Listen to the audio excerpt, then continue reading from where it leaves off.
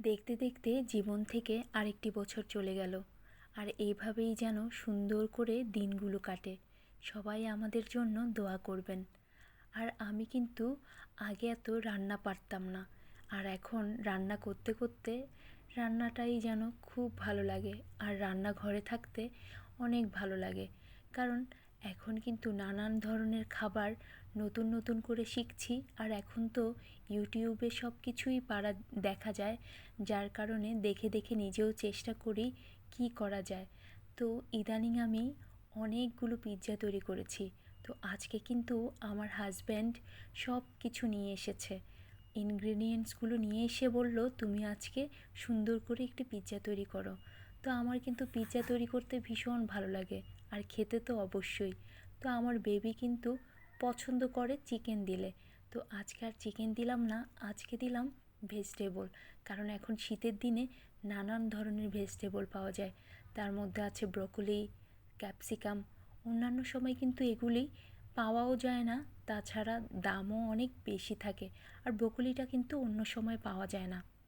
Capsicum পাওয়া গেলেও অনেক দাম থাকে, একটা ক্যাপসিকামের দামই 100 টাকা নিয়ে ফেলে। কারণ আমার বাসায় প্রায় সময় ক্যাপসিকামটা আনা হয়, তো আমি দামটা সম্পর্কে অবগত। যাই হোক, আমি কিন্তু চেষ্টা করেছি পিৎজাটা সুন্দর করে তৈরি করার জন্য। কারণ এর মধ্যে কিন্তু অনেকগুলো পিৎজা তৈরি করেছি, সবগুলো কিন্তু ভালো হয়নি। যদিও ছবিতে দেখতে অনেক সুন্দর লাগছিল, কিন্তু সবগুলো কিন্তু পারফেক্ট হয়নি।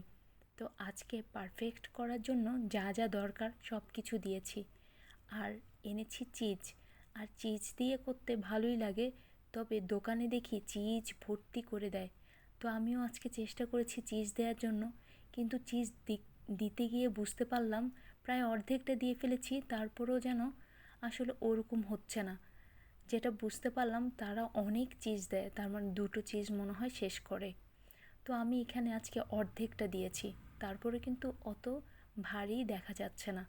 মেয়োনিজ ছিল না বাসায়, সেজন্য সস আর চিজ আর ব্রোকলি, ক্যাপসিকাম এগুলো দিয়েই আজকে তৈরি করেছি। আর সাথে তো অবশ্যই গাজর দিয়েছি, কারণ গাজরটা কিন্তু আমি ফ্রোজেন করে রাখি। আর গাজর আনার পরে আমি বেশিরভাগ সময় কুচি কুচি ভাজির মতো করে, অথবা একদম গ্রেট করে কিছুটা রেখে দেই। আর ডিপে রাখলে অনেকটা দিন কিন্তু ভালো থাকে। আর সেখান থেকে নিয়ে বেবিদেরকেও দেওয়া যায়, কারণ বেবিদেরকে নানান ধরনের নাস্তা করে তৈরি করে দিতে হয়, সে সময় কিন্তু গাজরটা লাগে। আর এছাড়া ক্যাপসিকাম এগুলো কিন্তু ফ্রোজেন করে রাখলে তেমন একটা ভালো লাগে না।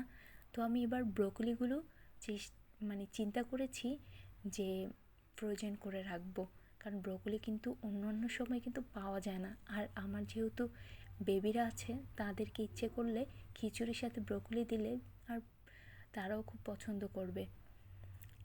তো পিৎজাটা কেমন হয়েছে সে সম্পর্কে অবশ্যই আমাকে একটি কমেন্ট করে জানাবেন। আর আপনারা সবাই যদি সুন্দর সুন্দর কমেন্ট করেন, তাহলেই কিন্তু আমি অনেক খুশি হব। আসলে আমার পিৎজাটা খেতে কেমন হয়েছে তার থেকেও বেশি খুশি হব যদি আপনারা সুন্দর সুন্দর কিছু কমেন্ট করেন। তবে পিৎজাটা আসলেই কিন্তু অনেক মজা হয়েছে। আর আজকে ওভেনে দিয়েছি কনভেকশনে 200 ডিগ্রি ফারেনহাইটে 15 মিনিট দিয়েছিলাম। পরে দেখেছি আরেকটু হবে, সেজন্য আরও 5 মিনিট দিয়েছিলাম। টোটাল 20 মিনিটে এটা হয়েছে। তো আজকেরটা কিন্তু একদম পারফেক্ট হয়েছে, এবং খেতেও কিন্তু দারুণ লেগেছে। তো আমার পিৎজাটা কেমন হয়েছে সেটা কিন্তু কমেন্ট করে অবশ্যই জানাবেন। আর সবাই যদি সবার পাশে থাকেন, তাহলে কিন্তু আমরা সহজেই এগিয়ে যেতে পারবো। তো আজকের মতো এতটুকুই। ধন্যবাদ সবাইকে আমার এই ভিডিওটা সবাই শেষ পর্যন্ত দেখার জন্য।